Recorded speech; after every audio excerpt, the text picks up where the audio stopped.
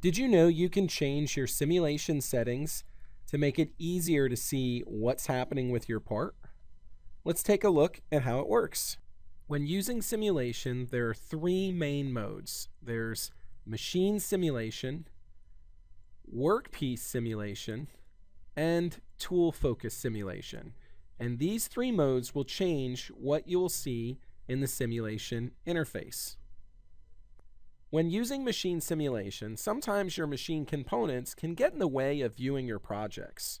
So what do? You hide those components. How? Just double right click on any component and choose Hide.